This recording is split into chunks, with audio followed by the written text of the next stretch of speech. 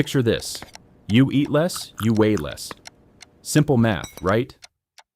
Except Japan blows that entire theory apart. Because the Japanese are not starving themselves. They are not all running marathons. They are not obsessing over macros or downloading calorie-counting apps. And yet Japan consistently sits at the very bottom of global obesity statistics, with rates hovering around 3 to 4%. Compare that to countries like the United States, where nearly 40% of adults are classified as obese. Something is happening in Japan that most diet culture talking heads completely miss, and today we are going to get into the real biology behind it. This is not a video about sushi being healthy, or about portion sizes being small. Everyone says that. We are going deeper. We are talking about hormones, gut bacteria, genetic adaptations, and the specific physiological chain reactions that happen inside Japanese bodies that most people in the West have never heard about. By the end of this, you will understand why willpower has almost nothing to do with body weight, and why the environment you grow up in literally rewires your biology. Let us start with something called the thermic effect of food. Every time you eat, your body burns calories just to digest what you consumed. Different foods require different amounts of energy to break down. Protein is the most metabolically expensive. But there is another factor almost nobody talks about: food temperature and preparation method. Traditional Japanese cuisine involves a lot of lightly cooked, fermented, and raw food. These preparation methods preserve something called resistant starch.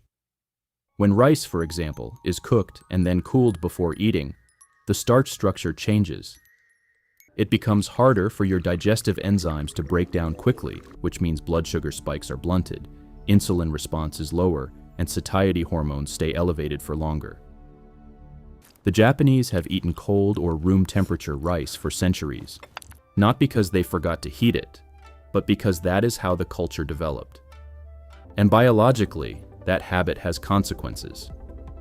Now let us talk about the gut microbiome, because this is where things get fascinating. Research has shown that Japanese populations carry specific strains of gut bacteria that are virtually absent in Western populations. One particularly studied example involves a bacterium that has evolved in Japanese guts to digest seaweed. Marine algae like nori and wakame contain complex carbohydrates that most human digestive systems cannot process at all.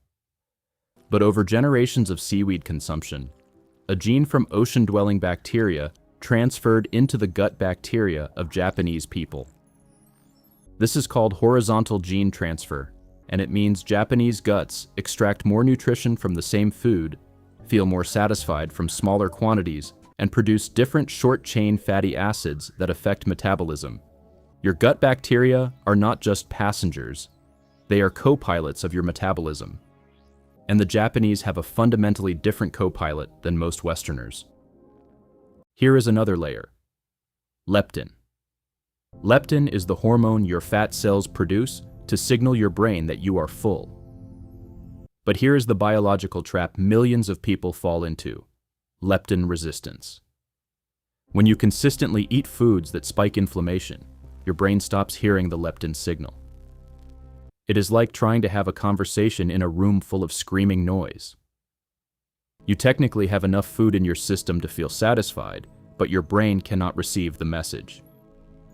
Traditional Japanese diets are extraordinarily low in ultra-processed foods, refined seed oils, and artificial additives.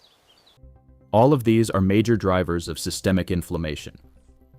When inflammation is low, leptin sensitivity stays intact.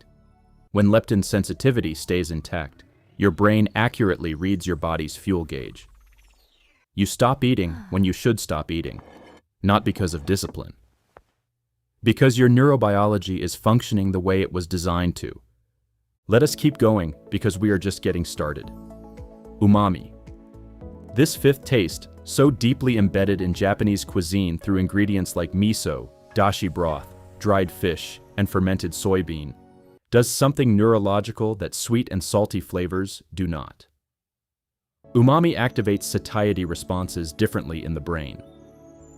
Studies have shown that people who consume umami-rich meals report feeling fuller, faster, and eat less total food in subsequent meals compared to those eating equivalently caloric meals without umami compounds. The glutamate that creates umami flavor signals to the stomach lining and to the brain in ways that actually reduce hunger hormone ghrelin more effectively. Japan essentially built an entire food culture on the most satiating flavor profile that human biology responds to. And they did it thousands of years before anyone understood the neuroscience. Now let us address the elephant in the room, genetics. Are Japanese people just genetically programmed to stay lean? Partially yes, but not in the way you are probably thinking. There is a variant in a gene called PPARG that affects how fat cells develop and store lipids. Some populations carry variants that promote more aggressive fat storage as an evolutionary survival adaptation. Populations that historically faced frequent famine developed more efficient fat storage mechanisms. Japan, despite experiencing historical hardships, developed food preservation and fermentation techniques early enough that extreme famine-driven genetic selection was less pronounced in certain regions. But more importantly, epigenetics tells us that genes are not destiny. Gene expression changes based on environment. What you eat, how you sleep, your stress levels, and your social environment all determine which of your genes get switched on or off. And Japan, broadly speaking, creates an epigenetic environment that suppresses fat storage signals. Speaking of social environment, the concept of Hara Hachi Bu, roughly translated as eating until you are 80% full, is not just cultural wisdom. It is a biological strategy. It takes approximately 20 minutes for satiety hormones to reach your brain after your stomach begins receiving food. If you eat slowly, the signal catches up with your consumption before you have overeaten. If you eat fast, you blast past the signal and keep going. Japanese eating culture historically emphasized slower, more deliberate meals. Multiple small dishes rather than one enormous plate. Shared food rather than individual mountains of calories. This pacing gives hormones time to do their job. And then there is cortisol, the stress hormone. Chronic stress elevates cortisol, which directly promotes abdominal fat storage, increases cravings for calorie-dense food, and disrupts sleep, which then disrupts growth hormone production, which then further compromises metabolism. Japan is not a stress-free society, far from it. But traditional cultural structures including communal baths, tea ceremony, forest bathing called Shinrin-yoku, and strong social bonds have historically provided cortisol regulation mechanisms that counteract work stress. Biology does not care about the source of your cortisol reduction. It just responds to the reduction. Let me bring this all together for you, because this is the part that should genuinely change how you think about weight and health. Japan's low obesity rate is not the result of one magic food or one cultural habit. It is the product of a biological ecosystem. Gut bacteria shaped by seaweed over generations. Leptin sensitivity preserved by avoiding inflammatory food processing.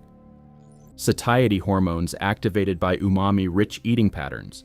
Blood sugar stability maintained by resistant starch. Cortisol managed through cultural practices. Epigenetic signals kept in a fat-suppressing state by a lifestyle that evolved over centuries. Every single one of these factors operates below the level of conscious choice. They operate at the level of chemistry, hormones, bacteria, and gene expression. The lesson here is not that you should eat more sushi. The lesson is that your body is not broken if you struggle with weight. You have likely been placed into a biological environment specifically engineered to dysregulate the very systems Japan accidentally kept functional. Ultra-processed food destroys gut bacteria diversity. Inflammatory oils trigger leptin resistance. Fast eating overwhelms satiety hormones. Chronic stress floods your system with cortisol. These are not personal failures. They are predictable biological outcomes of a specific environment. Japan did not plan any of this. They did not sit down and design a metabolically optimal civilization. They just preserved old ways of eating, cooking, and living long enough that biology had time to respond. And that is the most important thing you will take away from this video. Biology responds to environment. Change the environment, and the biology follows.